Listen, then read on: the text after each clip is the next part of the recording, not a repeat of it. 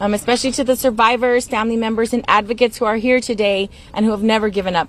I also want to thank the organizations who are standing with us today: the Sexual Violence Prevention Association, the National Center on Sexual Exploitation, the National Women's Law Center, and Ultraviolet, and more than 40 other organizations and dozens of survivors calling on Congress to pass the Epstein Files Transparency Act. I'm not standing here because Congress suddenly found courage. I'm standing here because survivors forced Washington to pay attention. Your voices, your persistence, and your truth got us to this moment. Today is about something very simple. The American people deserve the truth. Survivors deserve justice, and no one, no matter how powerful, should be protected by secrecy. This vote, this transparency, and this accountability are long overdue. We know now that thousands of pages released thus far are only the tip of the iceberg.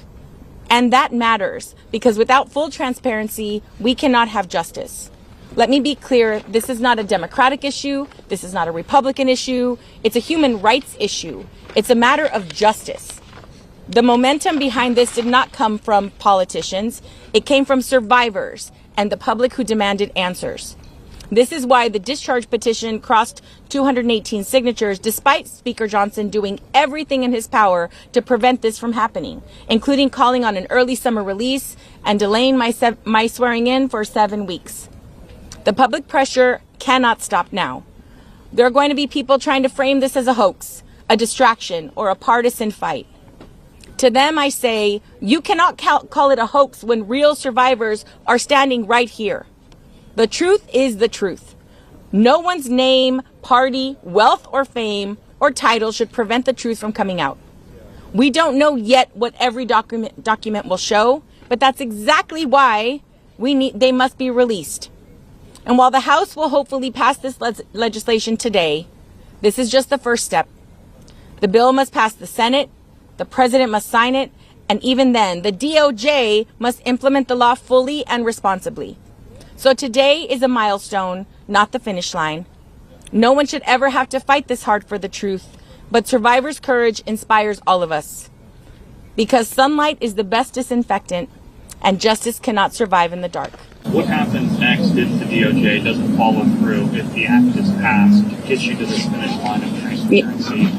You know, we're seeing, I mean, this is a demand from the nation, from people. It's not a partisan issue. So many people, regardless of political ideology, want to see what is in these files. Trump promised that on day one, when he was elected, he was going to release the information, and here we are stuck. And my concern truly is that with this, partisan sort of launching of investigation of just Democrats that are implicated, that will hold up in some way the release of the full files. And so I do think that we have to look at that for sure. Yes. Yes. I'm working very honestly that speak before Congress. I'm just wondering if you agree with that, and whether you think that the UK government and the royal family should cooperate to ensure that happens. I think really any way that we can get more transparency and more justice for the survivors, we need to utilize every avenue. So if Prince Andrew has information that would be beneficial to Congress, then we should utilize that avenue. Well, I mean, if the leadership that has been working on this issue much longer than I have believe that he has insightful information, then we should utilize that option. Yeah. Yes. Oh, I'm sorry. Speaker Johnson today called for to amend the Transparency Act. He listed 5 things, laws he says, in that including victims and whistleblowers and them.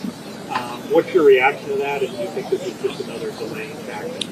I believe it's another delaying tactic. I do think that the Transparency Act really covers that information and trying to protect survivors. And so, again, my concern is that there continues to be this resistance in releasing information that the public is demanding, because survivors are demanding it.